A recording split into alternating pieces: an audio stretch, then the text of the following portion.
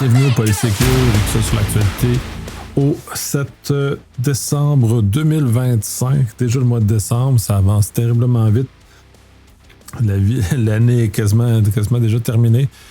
Beaucoup de choses se sont passées, beaucoup de nouvelles cette semaine, ça va aller assez vite. J'essaie de contraindre le plus possible, mais bon, bref, il y a vraiment beaucoup de choses que je désire partager cette semaine. Shameless Plug, 25-26 février, le Sécure, le 27 février. L'événement Crise et Résilience, Blackout, le 14 au 17 avril, BotConf 2026, 28-29 avril, CyberEco Cyberconférence, 9 au 17 mai, NordSec à Montréal et 3 au 5 juin, le Styx. Et je me répète, n'espérant ne pas le rater cette année, comme j'ai fait en tout cas en 2026. Bref, commençons avec la section d'hiver parce que je la trouve particulièrement intéressante cette semaine pour plusieurs raisons. Donc, je pense que ça commence par ça beaucoup plus intéressant. Un projet, le NGX Ingress, a été abandonné par l'écosystème Kubernetes, CNCF, parce que c'est un projet qui était pas maintenu, qui n'est plus maintenu parce que les gens qui s'en occupent bénévolement, ils ne sont pas rémunérés, plein de problèmes. Donc, on est dans un contexte où la frontière entre le code open source et son usage de façon commerciale sans payer des droits commence à devenir un problème.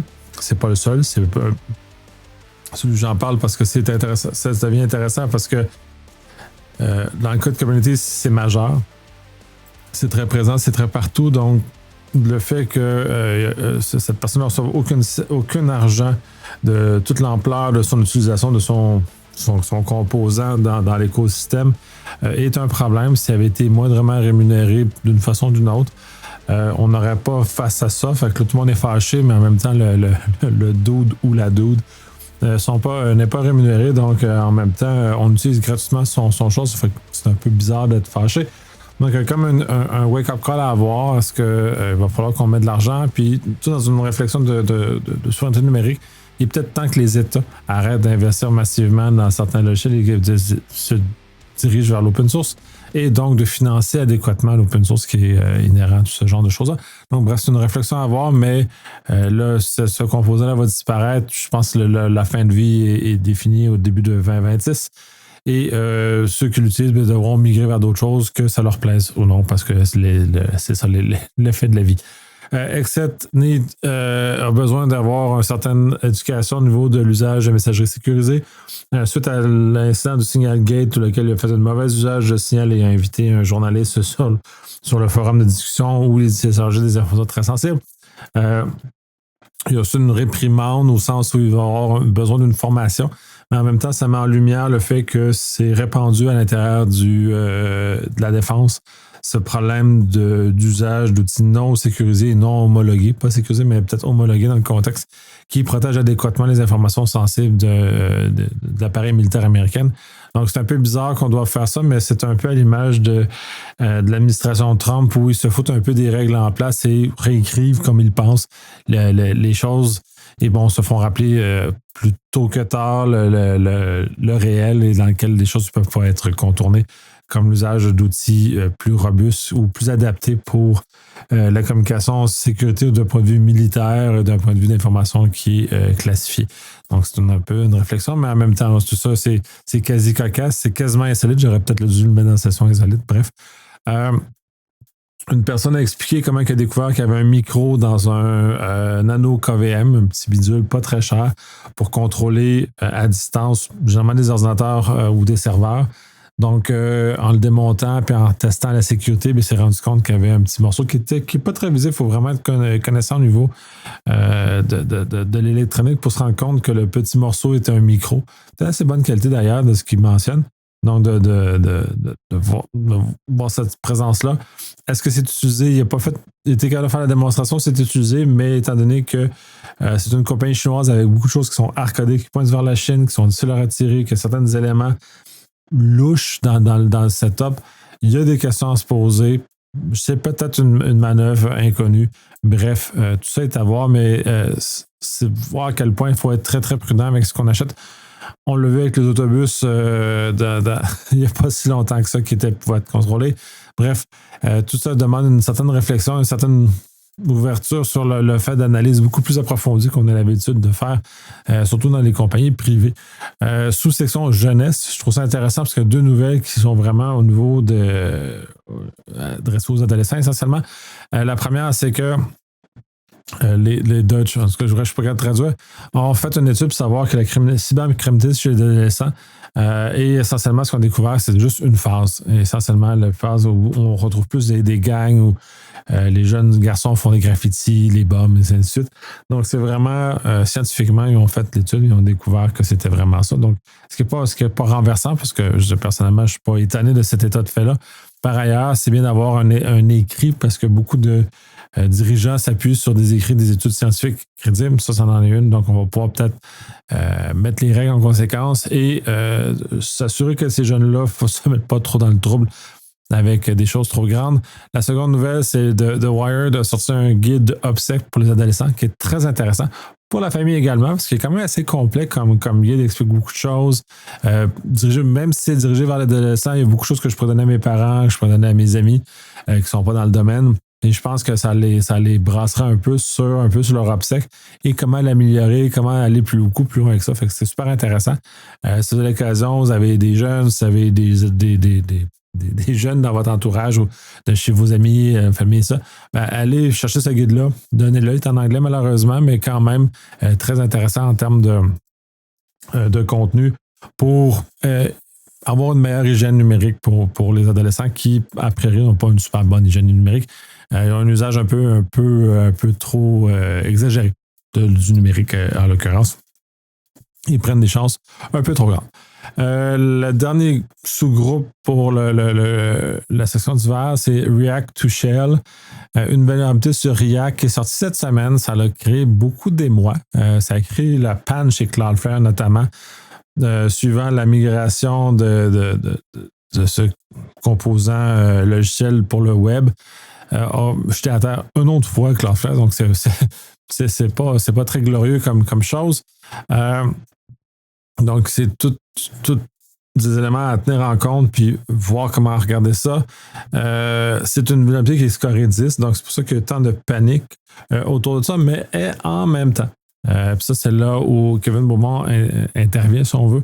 Et disons, nous fait un petit rappel que c'est peu de gens qui ont vraiment ce composant-là d'installer ce qui est vulnérable.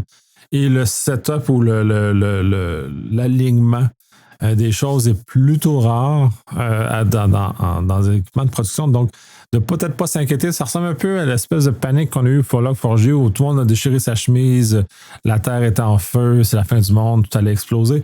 Ça n'a pas tant explosé que ça, à part que les gens ont perdu leur congé des fêtes pour peut-être pas tant grand-chose que ça, parce que la vulnérabilité était quand même assez facile à corriger de façon massive si on bloquait le egress dans le cas de Log4j. Et dans ce cas-ci, de s'assurer qu'on a le composant qui est vulnérable selon les paramètres qui sont en conséquence. Et un peu de la critique de Kevin Beaumont à ce moment-là, c'est toute l'espèce de panique qui a eu lieu sur LinkedIn et l'amplification, j'imagine, avec le AI, a rendu ça de façon démesurée à quel point ça n'avait aucun sens ce qui se passait par rapport à cette chose-là. Donc, de l'art de prendre un peu de calme, d'analyser et peut-être pas de déchirer sa chemise ou de partir en panique immédiatement à ce moment-là, mais d'être un peu plus modéré, prendre le temps d'analyser au lieu de juste écouter ce qui se passe sur LinkedIn et de paniquer. Section AI, aussi très grosse cette semaine. La première sous-section par rapport au AI, c'est les guardrails ou l'absence de. 3 très bons articles de ce côté-là qui mériteraient d'être lus par les gens qui ont peu de connaissances dans le domaine ou qui commencent avec la sécurisation du AI. Mais essentiellement, comme le premier qui est en flow, dans le fond, c'est le contrôle des flows, mais cette réflexion-là est égale aussi pour peu importe l'information qu'on traite. Donc, de toujours s'assurer qu'on fasse un traitement. Et ça demeure que c'est pas quelque chose de nouveau fondamentalement, l'usage du AI. C'est juste que le moteur d'inférence, en ce cas-ci, nous apparaît un peu plus extraordinaire, mais si on suit l'information, si on est capable de contrôler l'entrée et sortie, donc on est quand même capable de faire quelque chose. Si ça fait partie des guardrails ailleurs, l'entrée et sortie, tu te contrôles. Le Google Vibe Coding, anti-gravité, a littéralement effacé un lecteur au complet d'une personne, puis ça ne semblerait pas la seule qui est arrivée comme ça, de par le fait qu'elle a voulu faire trier des photos, tout ça, puis en exécutant, ben, ça l'a zappé son lecteur au complet. Donc, c'est un peu un rappel aussi sur le fait que ces agents-là n'ont aucune limite, vont exécuter de façon un peu bête, même s'ils font erreur, des commandes, notamment dans ce cas-ci d'effacer des fichiers parce que ça a été mal foutu. Il y a eu celle-là, il y en a eu d'autres aussi dans les derniers jours et dernières semaines. Donc, c'est quand même un rappel que ces agents-là doivent être contraints dans des environnements très, très restreints, justement pour éviter qu'ils puissent faire des dommages trop grands ou qu'on puisse faire ce genre de choses-là. Puis c'est aussi un rappel sur le fait que comme humain, on a tendance à présumer qu'on va faire attention. Donc, dès lors, nos contrôles de sécurité sont beaucoup plus lousses parce qu'on présume que les gens vont faire les bons choix, les bonnes décisions. Autant d'entreprises qu'à la maison, on n'a pas tendance à serrer très tight la sécurité, justement parce que, ou le contrôle des accès, des choses comme ça, parce qu'il y a des présomptions. Le AI, il n'y a pas de présomption, donc on ne peut pas présumer qu'il va faire le bon geste ou qu'il a une bonne intuition. Le présent, en tout cas, nous montre que non. Donc, c'est enfin, bref, un exercice de renforcer et de durcir ces éléments-là, ce qui est un peu contre nature. Puis en plus que ces agents-là sont à l'intérieur du périmètre interne des entreprises dans lesquelles on a moins de contrôle parce qu'on fait confiance à nos employés. Dans ce cas-ci, on ne peut pas faire confiance au AI, c'est essentiellement d'avoir un enfant de 5 ans puis lui demander de faire des choses dans notre réseau d'entreprise. Donc, bref. Mettez les contrôles nécessaires par rapport à ce genre de choses-là. Les gens qui sont de plus dans le militaire, exception aux États-Unis à l'heure actuelle, parce qu'ils sont vraiment dans un autre univers présentement, ils sont déjà habitués à ce genre de ségrégation-là, donc d'une application très serrée, très étroite. Et dernier élément, c'est un podcast qui, justement, il y a un blog très intéressant qui parle justement de ces guardrails-là et amène beaucoup de bonnes pratiques, notamment ceux que j'ai mentionnés, mais vont un peu plus loin que ce que je mentionne. Fait que si vous voulez creuser, vous avez vraiment quelque chose de plus approfondi, allez l'écouter, super intéressant, ce bout-là, parce qu'il parle vraiment des guardrails comme on devrait le faire et de façon très sérieuse dans les réseaux d'entreprise notamment, et éventuellement à la maison aussi, parce qu'on est à peu près dans la même place. Un très grand article écrit ou publié par InCyber sur tous les navigateurs avec du AI à l'intérieur, notamment Atlas et Comet, qui sont les deux plus connus.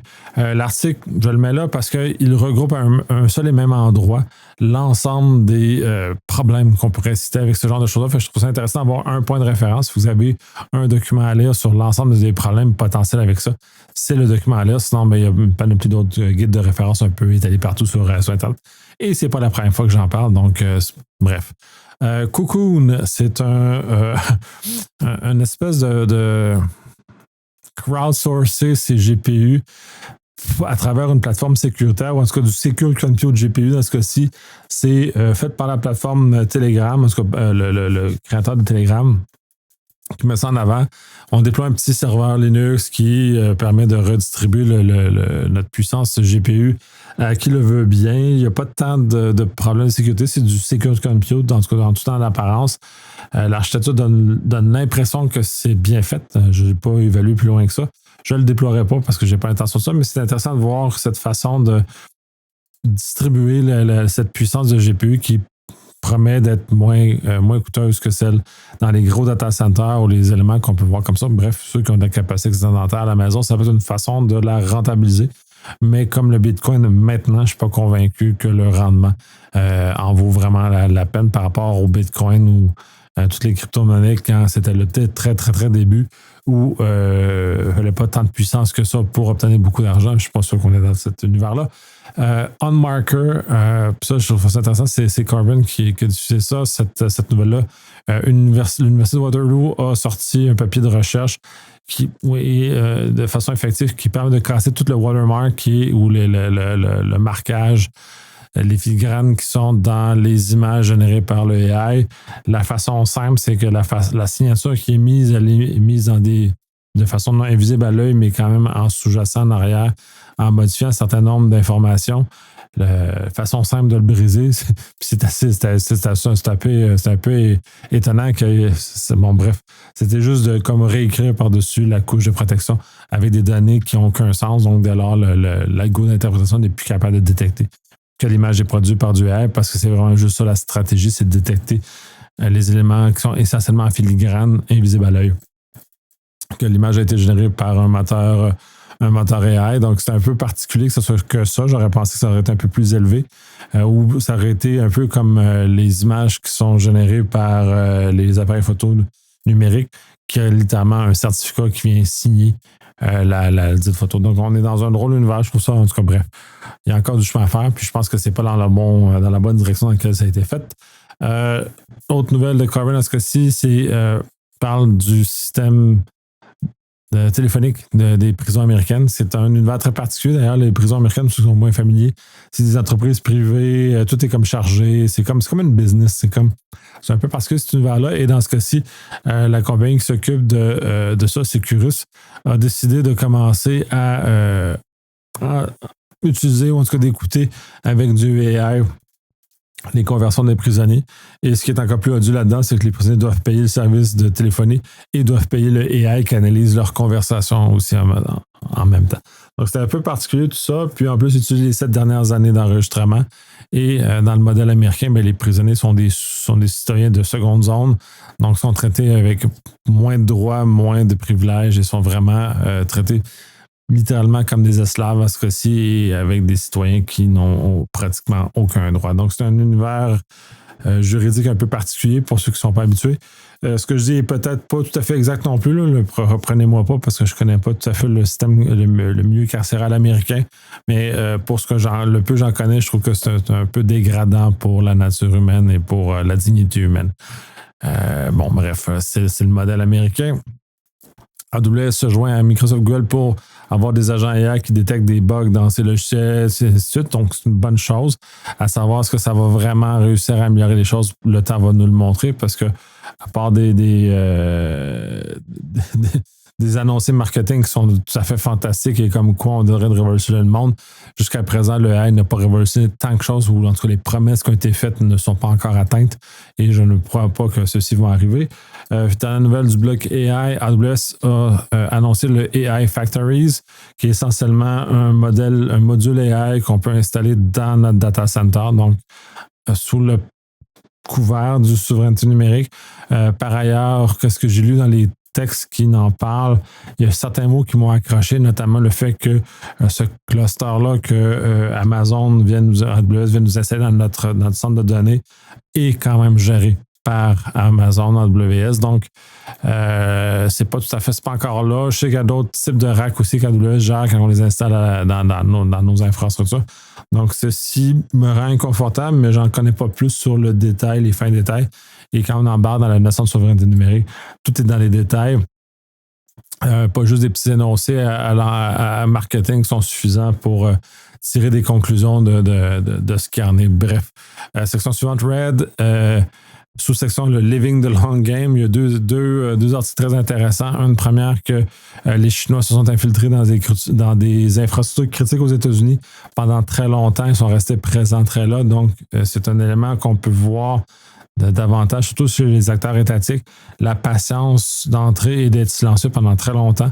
C'est pas la première fois que les Chinois le font, mais ils le font encore et ils continuent à le faire. Donc, toujours de demeurer prudent parce que ces acteurs-là vont agir comme ça et d'autres acteurs étatiques, autres que la Chine, sont aussi très intéressés à cette manœuvre-là, cette façon-là. Et ça peut être des personnes, des pays beaucoup plus proches que ce qu'on pense ou qui ne sont pas nécessairement des pays qui sont hostiles à l'Occident. Donc, très prudent sur ce degré d'espionnage-là. La seconde, c'est une extension d'un navigateur Chrome et Edge qui, après plusieurs années, s'est transformé en un malware. Essentiellement, c'est que ça a été qu'ils ont obtenu la confiance des utilisateurs et pouf d'une mise à jour bascule avec du code malicieux. Dans ce cas-ci, ça fait 4,3 millions de personnes ou navigateurs qui ont été touchés par cette modification-là. C'est quand même un nombre assez significatif et c'est de plus en plus difficile de rattraper. Ça nous ramène aussi le fait que les navigateurs sont rendus le nouveau OS, donc la sécurité n'est pas tout à fait encore à parité avec ce qu'on était habitué avec le OS, donc il va falloir qu'on augmente ça de façon significative, puisqu'il y a d'autres vecteurs d'attaque qui vont arriver de ce côté-là, assurément dans les prochaines semaines, prochains mois, mais prochaines années. Les hackers, les méchants hackers, utilisent Living of the Land beaucoup pour contourner l'EDR. J'ai énormément parlé avec Charles Hamilton du sujet. J'en ai abordé un premier podcast, Red versus EDR, et j'en ai un second qui va sortir éventuellement, qui justement va un peu plus loin de ce côté-là, qui essentiellement, puis je suis probablement tanné d'avoir de présenter ces nouvelles-là parce que c'est un peu redondant, mais le fait que les EDR ont des specs de détection et quand on sort des specs de détection, ben, ils tombent à côté. Ça, c'est un exemple de sortir du spec de détection et quand on est capable de contourner l'EDR. Donc, c'est pas un outil magique. Faut maîtriser. Puis, soyez attentifs. L'épisode avec Charles Hamilton revient sur ça, puis on aborde ça de façon beaucoup plus prononcée. Donc, de façon beaucoup plus intéressante. Velociraptor, deuxième partie. Cet article-là parle essentiellement que les attaquants l'utilisent comme un module pour communiquer avec le command and control. Donc, le fait de l'installer, normalement, qui est un agent de forensique, dans ce cas-ci, il va parler avec une base de contrôle qui est ailleurs. Donc, c'est une façon de contrôler les postes dans l'environnement. C'est imaginatif. Là. C'est la deuxième fois la deuxième partie. Et cette façon-là, c'est que ça passe à côté à travers tous les outils standards pour détecter ce genre d'outil-là, puisque c'est considéré comme un living of the land, parce que c'est un outil de sécurité qui est utilisé de mauvaise façon. Dans ce cas-ci, les filtres, jamais ne l'intercepteront pas, puisqu'il est vraiment dans la boîte à outils standard d'équipe bleue. La nouvelle suivante, c'est intéressante, Martin Essard, parce que c'est le temps des fêtes. On va le voir de plus en plus parce qu'il va y avoir beaucoup de social engineering qui est fait par courriel. Maintenant, il y a des invitations Calendly qui ressemblent à une invitation légitime et essentiellement, ça vient voler les credentials. C'est qu'essentiellement, il fait passer le fait qu'on reçoit une requête pour convoquer une rencontre ou peu importe le prétexte qui est utilisé.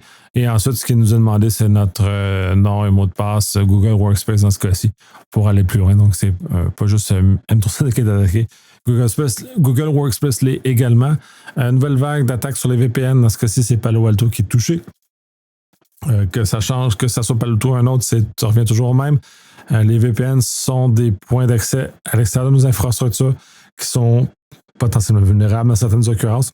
Dans ce cas-ci, ce n'est pas une vulnérabilité Palo Alto, contrairement à ce qu'on a vu chez, je pense, SonicWall et WatchGuard, qui ont eu des vulnérabilités. Dans ce cas-ci, c'est pas ça, mais ils sont attaqués. Donc, s'assurer d'avoir toujours du MFA sur vos points exposés et tout ce que ça peut concerner, bloquer le plus que vous pouvez. N'exposez pas ces choses-là, même si vous devez limiter l'exposition le plus que vous voulez. Dans la nouvelle de cette section-là, le landscape de la menace évolue et est de plus en plus dangereux pour l'industrie manufacturière. J'ai eu déjà enregistré plusieurs podcasts pour les IoT et le grand constat, c'est effectivement ces entreprises-là ne sont pas prêtes. C'est donc une surface très grande, l'évolution très rapide vers des procédés et des procédures qui sont de plus en plus numérisées avec des sécurités qui sont parfois insuffisantes. Donc, soyez très prudents. Ça va être probablement un des éléments qui va sortir énormément en 2026 ou continuer parce qu'il y en a déjà quand même pas mal malgré tout cette année. Section suivante, Blue. Réduction des délais des certificats chez Let's Encrypt à 45 jours le délai de rotation et 7 jours 7 heures, excusez. La durée de vie d'une vérification. Donc, ça s'aligne avec ce qu'il fait ailleurs. Ça va devoir demander que vos scripts se mettent à jour. Très bon papier qui explique comment faire. Fait que, allez voir. Microsoft finit par corriger le problème de, sécurité avec les raccourcis en permettant de voir l'ensemble du raccourci dans la fenêtre quand on regarde le contenu et ne pas juste voir ce qui est une fenêtre fixe et tout ce qui dépasse, ne pas le voir. Donc, ce qui était utilisé par les attaquants, c'est de mettre des espaces pour qu'on ne voit pas ce qui était dépassé la fenêtre. Donc, là, on le voit au complet. C'est du GUI essentiellement, mais c'est un vecteur d'attaque très, très important. Qui est important de redonner les outils dans les mains des personnes pour le détecter le plus facilement possible. Article sur comment améliorer la sécurité de Windows 11. Allez le lire, je ne reviendrai pas là-dessus. C'est essentiellement la vérification, chaîne de trust, mettre des différentes mesures en place qui sont disponibles dans Windows pour augmenter la sécurité. Autant au niveau de la maison que dans votre entreprise, c'est très, très important. GrapheneOS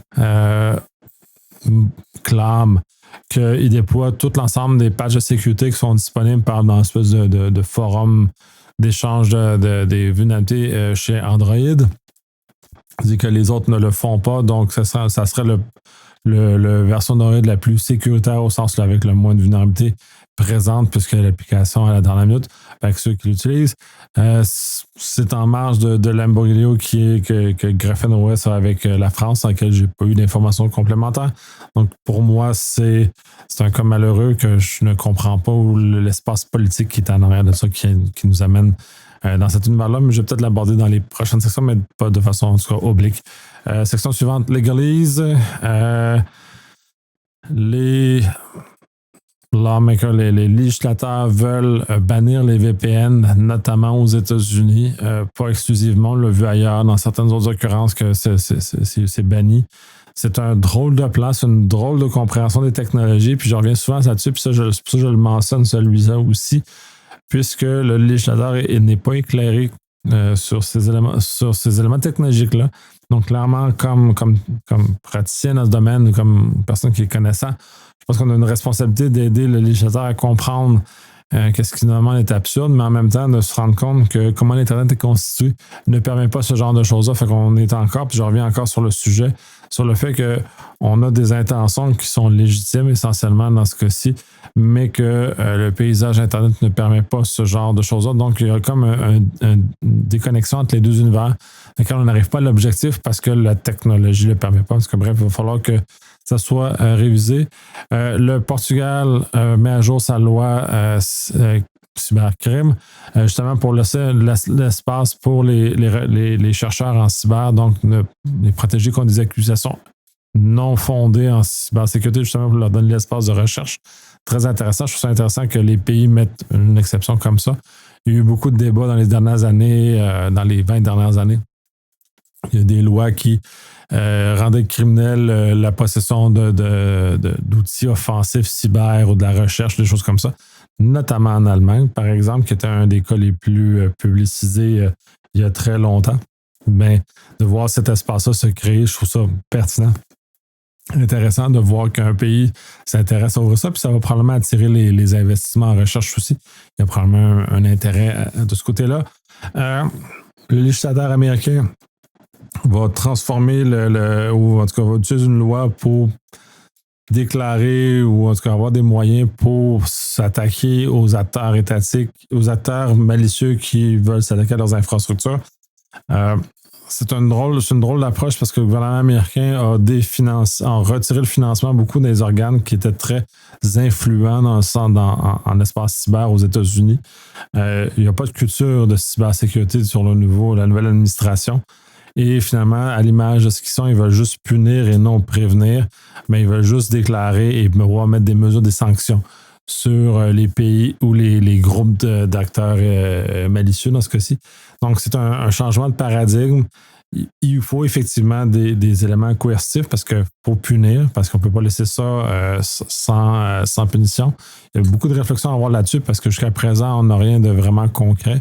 Par ailleurs, ça n'empêche pas la bonne hygiène de vie, c'est-à-dire d'avoir des mesures de sécurité qui sont nécessaires, en tout cas avec un organe comme notamment le CISA, qui est bien financé, qui permet de protéger adéquatement les infrastructures américaines.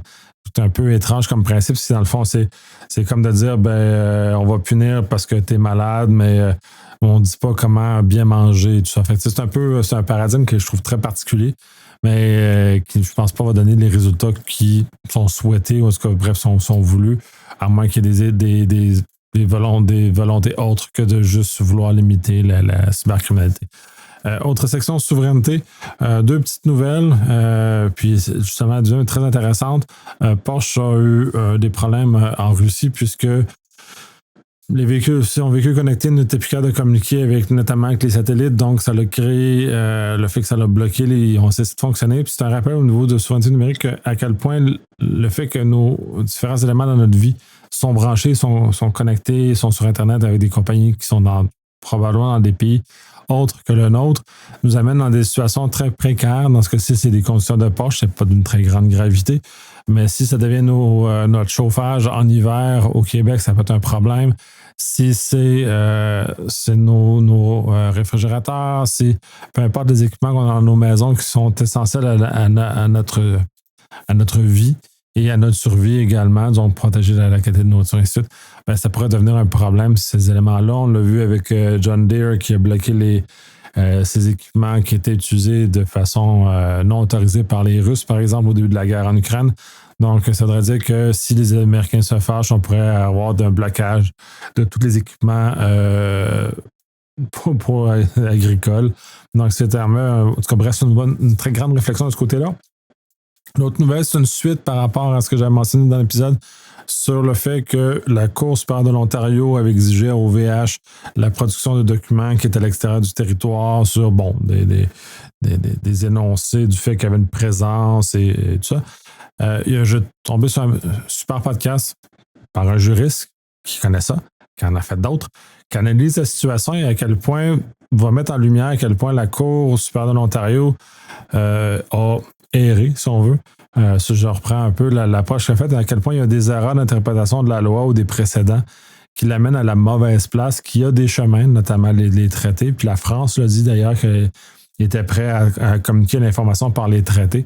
Fait qu'un peu, comme je mentionnais, je comprenais un peu mal pourquoi l'entêtement de la GRC et pourquoi la Cour a donné raison par rapport à ça. Puis je ne sais pas s'il y a des choses qu'on ne voit pas. Mais bref, je trouve ça intéressant que, en tout cas, c'est ma première analyse que je vois au Canada qui explique correctement. Puis je crois qu'effectivement, il y a peut-être lieu de revisiter. Je pense que dans l'absolu, si je prends ce que cette personne-là a mentionné et son analyse de la situation, je pense que OVH va se retrouver à être dans une posture beaucoup moins confortable une fois que tout ça va se régler. Mais pour le moment, c'est un passage obligé qui est un peu terrible pour OVH dans ce cas-ci, qui est pris en défaut dans une situation où OVH est responsable d'absolument rien. C'est juste que les données sont sur ses serveurs à l'étranger.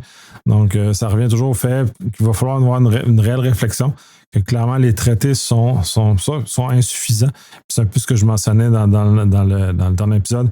Le Cloud Act est une tentative ratée par les Américains d'essayer de normaliser le transfert des données entre les pays selon des règles normées et qualifiées. Donc, bref, de le voir comme ça, je pense qu'on est mûr pour avoir ce genre de discussion-là pour amener cette facilité-là de transférer l'information d'un fournisseur international dans des pays où il y a lieu. Il y a toujours l'enjeu de pays plus totalitaires qui vont abuser de ces règles-là. C'est un peu ça l'inquiétude, somme toute. Mais de voir comment on peut avoir un régime qui est fait. Moi, je le vois beaucoup sur le fait que c'est où le crime a lieu, le corps de police sur place peut exiger des informations relatives au crime. C'est une façon, à mon sens. Ou tout simplement que les fournisseurs, disons, si tu es basé au Canada, tu peux pas stocker tes données à l'extérieur du Canada. Donc, dans le cas qui nous occupe, le fait que OVH aurait juste ramené des données demandées par la GRC aurait été déjà au Canada. Donc, tout le problème dans le débat dans lequel on est n'aurait jamais existé parce que les données étaient au Canada. Donc, je pense qu'il y a des réflexions de ce côté-là, autant probablement pour les fournisseurs pour se protéger. Puis peut-être que les fournisseurs vont prendre action pour se protéger plus vite et s'éviter de se trouver pris en étau dans un contexte dans lequel ils ne l'ont pas demandé et qui est contre-productif, j'ai l'impression, pour tout le monde. Bref, allez écouter le podcast, c'est dans les show notes, super intéressant. Le dos dit c'est vraiment de quoi il parle, il donne plein de précédents, ça va vraiment éclairer la situation et elle est beaucoup moins en tout cas, problématique pour OVH en l'occurrence, puisque clairement, il y a l'air d'avoir un problème d'interprétation et probablement que la Cour d'appel va renverser. Mais encore là, si la justice va suivre son cours, tout ça, c'est des spéculations. Fait que, bref, pour le moment, ça m'a rassuré un peu quand j'ai écouté ce podcast-là. Bref. Privacy, l'Inde a posé des gestes intéressants, intrigants. Cette semaine, le premier, ça a été d'obliger l'installation d'une application sur tous les téléphones du pays pour finalement devenir pas une obligation, mais un élément souhaité, donc volontaire par les utilisateurs. Et le second, c'est de forcer les applications qui sont rattachées à des numéros de téléphone, notamment comme Telegram, WhatsApp et Signal, de revérifier que le numéro de téléphone est bel et bien encore actif, donc la SIM est encore dans l'appareil dans lequel l'application est située. Ces deux éléments-là sont utilisés. Les justifications de l'Inde sont fondées. Je l'ai mis dans la section Privacy parce que le plus gros enjeu là-dessus, c'est le suivi des gens, l'invasion d'un pays sur l'autonomie de ses citoyens. et par une surveillance excessive pour des normes occidentales, notamment, là, dans lesquelles on est habitué de vivre dans un pays qui est beaucoup plus libre, dans lequel on ne se fait pas surveiller. C'est de moins en moins vrai par ailleurs, mais bon, bref, on a cet élément-là. Selon nos valeurs et notre éducation, puis moi, particulièrement aussi, mes valeurs et choses, le degré, en tout cas, bref, je suis un libertarien-ish sur les côtés, pas très fort, mais quand même suffisamment pour que ça m'agace beaucoup. Par ailleurs, il faut remettre en perspective qu'en Inde, et comme en Chine aussi d'ailleurs, c'est des populations qui sont immenses, avec des problèmes de criminalité qui sont très difficiles à contrôler, notamment numériques, notamment avec les cellulaires, notamment dans ces contextes-là. Donc, c'est des mesures qui, à leur face même, sont légitimes pour lutter contre les problèmes endémiques de criminalité qu'ils ont dans leur pays. Donc, c'est comprenable. Et de la gestion de très grandes populations comme l'Inde et la Chine, c'est en dehors de ce que les pays occidentaux, on est habitués. Nous, on est des pays beaucoup plus petits. Le plus grand pays en ce sens-là, ça va être probablement les États-Unis avec son 300-ish millions tout seul, mais en même temps, les États-Unis, c'est comme un rassemblement d'autres choses. On pourrait prendre le bloc européen, mais on le voit que le bloc européen, c'est 27 États membres qui ont de la difficulté à s'entendre entre eux autres. Donc déjà là, on est dans un univers qui est un peu autre, où lequel le pouvoir central est beaucoup moins fort, contrairement à la Chine et à l'Inde, où le pouvoir central est très fort. Donc on est dans un contexte où je pense qu'on n'a pas nécessairement l'expérience, en tant qu'occidentaux, de la complexité de gérer d'aussi grands groupes, d'aussi de villes aussi densifiées. Donc, on est dans un contexte comme ça. Fait que je me regarde quand même une porte ouverte sur... Il y a peut-être des mesures qui nous semblent démesurées par rapport à nos habitudes un peu plus libertariennes, l'ouverture, liberté qu'on a en Occident, qui dans ces pays-là est peut-être une obligation de par le problème de densité, d'augmentation et le problème endémique de la criminalité, notamment numérique, donc de voir comme ça. Fait que je leur lance pas nécessairement la pierre, mais en même temps, tout ça est complexe. C'est un système complexe, donc voir comme ça. Puis s'il y a des meilleures façons pour régler les problèmes que l'Inde affronte, ou la Chine aussi d'ailleurs, à certains égards, toujours de proposer des systèmes qui fonctionnent pour se rendre jusque-là, au lieu de juste dire que c'est mal ce qu'ils font. Et juste de pas dire, pas juste de refuser, mais d'offrir quelque chose qui permettrait d'arriver à l'objectif, donc de résoudre la criminalité, le vol de cellulaire, le vol de lignes non autorisées, la fraude et tout ce que ça comporte, avec des moyens qui sont peut-être moins invasifs à la vie privée, dans un contexte de surpopulation comme ces deux pays. Bref, réflexion, fait que c'est un peu comme ça. Autre nouvelle où le Canada, c'est pas glorieux. On apparaît dans les nouvelles, on apparaît trop souvent dans les nouvelles ces temps-ci pour des choses qui sont pas glorieuses. La police de Edmonton utilise des caméras sur les policiers avec reconnaissance faciale. C'est un des premiers tests qui est fait dans le monde réel, en tout cas du moins en Occident, ce qui semblerait dire l'article. Et c'est pas très glorieux parce que là, on est vraiment dans l'état d'invasion de vie privée, des éléments comme ça. On a vu, surtout aux États-Unis, de mauvaises reconnaissances, donc l'incarcération de gens, des innocents essentiellement, qui étaient injustes. Là, le principe des autres qui mentionnent, c'est il y a toujours un humain qui vérifie, blablabla. Bon, c'est bien, mais on l'a vu avec l'intelligence artificielle, l'humain a tendance à tourner à off rapidement sa capacité critique et agit de façon aveugle par rapport à ce que le AI retourne. Donc, c'est un peu un chemin, une pente glissante, essentiellement. Donc, c'est très dangereux en ce sens-là où l'esprit critique a tendance à disparaître face au AI. Avec l'informatique en général, mais l'AI encore plus, c'est un peu fascinant ce qu'on voit avec toute la folie avec l'intelligence artificielle, toute la bulle que ça crée. Bref, donc c'est plus le fait que la switch tourne à off et l'élément pendant à travers ça, c'est dans les faits, si le système est autonome, reconnaissance faciale, et ça arrêtait là où il ne stockait pas, où il n'y avait pas de suite, donc il y avait comme une forme d'autonomie, un peu comme l'humain est complètement déconnecté. Donc, dans un espèce d'état déconnecté, reconnaît, puis là, le processus enclenche normalement avec un policier qui vérifie. Je n'aurais pas de difficulté. Le problème, c'est que généralement, les conditions d'utilisation changent tout le temps. Pour les attendre, on va commencer à aller conserver, entraîner et aller beaucoup plus loin dans la démarche. Donc, cet élément-là est un peu problématique, pas à court terme, mais à plus long terme, ça pourrait devenir très, très dangereux, ce genre de choses-là. Puis habituer les gens aussi à à cette façon-là d'aborder la vie, la façon on est surveillé, la façon que le AI est tout le temps partout. Puis bref, il y a peut-être des questions de fond à se poser sur cet élément-là.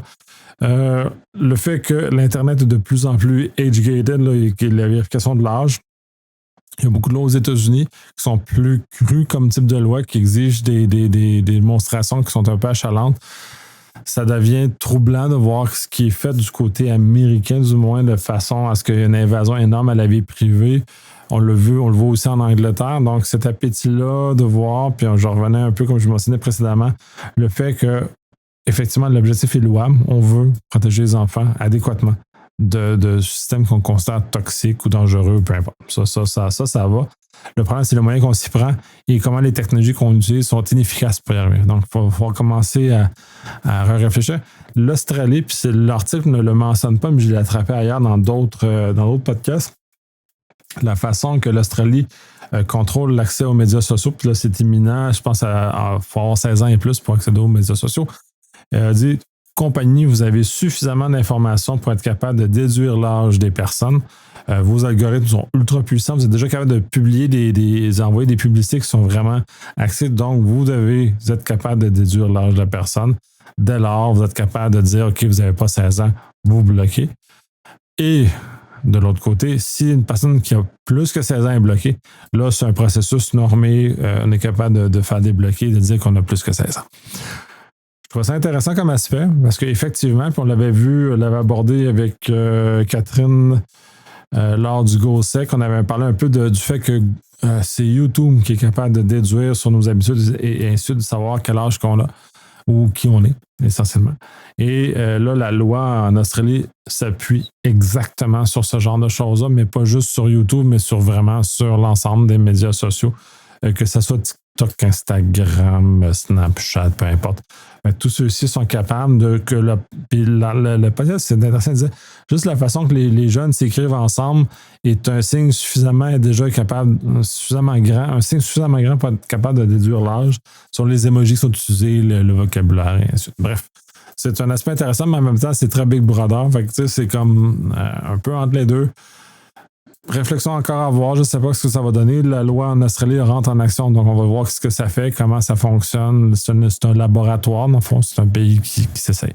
Bref, OpenAI a perdu sa bataille en cours pour bloquer l'accès aux conversations, dans le cas qu'il l'oppose à des médias, essentiellement pour voir qu'effectivement, il y a eu de mauvaises utilisations de ça. C'est intéressant de le voir comme ça. Je suis d'accord que ils s'opposent parce qu'ils veulent garantir, assurer que les gens soient en confiance à l'utilisation de ce produit-là. Par ailleurs, le fait que la Cour l'exige parce que ça fait partie d'un processus judiciaire, c'est une chose. Il faut savoir aussi que si n'importe quel autre mandat de la Cour, ils vont devoir finalement le faire comme n'importe quel autre fournisseur, comme Google le fait allègrement également. Pour ceux qui, jusqu'à présent, croyaient que leur conversation est confidentielle avec OpenAI ou ChatGPT ou peu importe le modèle que vous utilisez, soyez convaincus, puis ça, c'est un bon rappel, que tout est enregistré et tout est utilisé. Si ce n'est pas pour l'entraînement, ça va être donné aux forces de l'ordre s'il y en a besoin. Fait que si vous demandez une recette d'une bombe dans ChatGPT et que la police vous arrête et fait sortir les logs, ça va sortir comme vos recherches dans Google, comme tout ce que vous avez. Donc, tout ça laisse des traces. Donc, soyez avertis. Et en même temps, ça, c'est une chose quand on fait des choses négatives, mais quand même, on fait des choses positives. Il y a des éléments qui peuvent sortir contre nous. S'il y a des enquêtes, si on regarde comment les États-Unis sortent des profils, c'est cette semaine ou la semaine passée. Tous ceux qui avaient des capacités de fact-checker, ils sont maintenant bloqués à la frontière ou à l'immigration. Donc, toute cette conversation-là fait que c'est pas mal sûr que Trump va utiliser les pouvoirs d'enquête de ses capacités. Puis normalement, FISA section 702 lui permet de forcer, notamment ChatGPT, de fournir des informations sur des personnes qui ne sont pas des habitants pas des citoyens américains. Donc, tous les étrangers, on est capable d'aller voir le contenu des conversations. Donc, de faire des profils et de déduire qu'on est non désiré par l'administration en place, par exemple. Bref. Ça étant dit, dernière section insolite. Deux petites nouvelles. qui, à mon sens, sont vraiment insolites. La première, c'est Color qui a une caméra pour analyser le contenu de notre toilette. Elle dit sur son site que les choses sont encryptées bout en bout. Le réel, ce n'est pas encrypté bout en bout. Le contenu de notre bol de toilette est stocké de façon pas vraiment chiffrée dans leur base de données. Ils peuvent l'utiliser. S'il y a une fuite de données, le contenu de notre toilette va pouvoir être utilisé par des malveillants ou pas nous faire chanter aussi. Essentiellement, dire j'ai le contenu de votre toilette, je le dis à votre médecin que vous avez tel genre de choses ou tel genre de choses. Fait, soyez prudents quand ça arrive. Dans ce cas-ci, c'est un mauvais marketing. J'ai l'impression que ça a été utilisé pour rassurer, mais ça a été vite débunk parce que les professionnels là, se sont rendus compte que c'est simplement du HTTPS, c'est du stockage chiffré at rest qui ne bouge pas, mais c'est pas du stockage qui empêche les employés de la compagnie de voir le contenu des dites images de vos moments solitaires en salle de bain. Et la dernière nouvelle, des jumeaux ont effacé 96 bases de données du gouvernement américain. Ces deux dudes-là avaient déjà été appréhendés, reconnus criminellement coupables d'un crime informatique. Et en 2015, il y a 10 ans. Et essentiellement, on reperpétrait ça. C'était deux personnes qui travaillaient pour un sous-contractant du gouvernement américain et qui ont été congédiés au congédiement, se sont vengés, ont effacé 96 bases de données. Donc, les enquêtes d'antécédents criminels sont importants. D'avoir des antécédents dans des crimes qui sont sans importance par rapport au travail, c'est une chose, puis ça ne devrait pas empêcher de travailler. Par ailleurs, si les antécédents, c'est d'avoir fait des crimes informatiques, c'est sûr, ensuite, on ne donnera pas des clés à ces gens-là d'administrer des systèmes informatiques critiques comme ceux du gouvernement américain, notamment. Ça complète pour aujourd'hui. J'essaie de te tenir en là. J'ai réussi à tenir en bas de 50 minutes. Puis de couper beaucoup des nouvelles, ça me pris un peu plus de temps parce que je vais couper beaucoup puis retrancher. Puis le cycle va s'améliorer. J'ose espérer encore mieux dans les prochaines semaines. Merci si ça a été écouté jusqu'au bout. Encore une fois, j'écoute ce que vous me dites. Fait que si vous avez des observations, des commentaires, des points que je pourrais améliorer pour que ça soit plus intéressant ou plus utile pour vous, ne gênez-vous pas. Beaucoup de plateformes de communication. Choisissez celle qui vous convient le mieux. Sur ça, je vous souhaite une bonne semaine.